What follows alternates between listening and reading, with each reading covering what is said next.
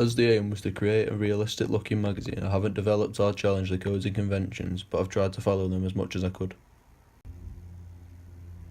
On my front cover, the masthead follows the conventions extremely well, in which it is the largest text on the page, it's in its own unique font, it's positioned at the top of the page, it's very clear and easy to see and read, it's very dominant over the other features on the page and is extremely noticeable. This means it follows all the codes and conventions it was meant to, making it a realistic feature on the page.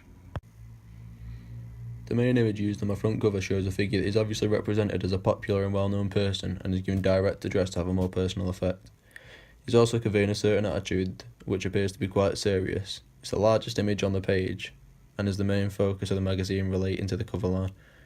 Due to it doing all these features, it follows all the codes and conventions of a main image, making it realistic.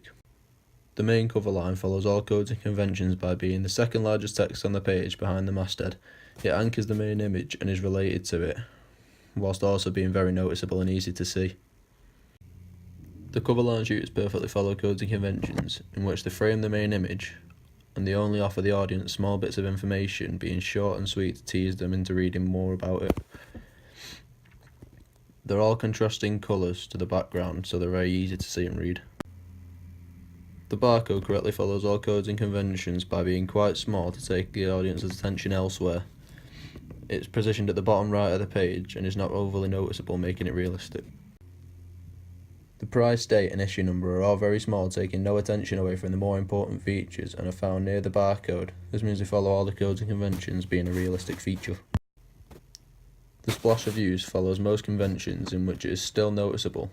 Possibly not as colourful as it could be, but still creates an incentive to buy the magazine by offering the audience something extra. It also says win, which is a convention. The positioning statement correctly follows most codes and conventions, in which it is positioned at the top of the page, announcing something exclusive to this magazine, creating an incentive to buy it, whilst also being noticeable enough to a passing audience member. Due to the skyline containing multiple band names, it works as a teasing feature, as the audience will want to know the stories about them, as well as creating the incentive to buy the magazine.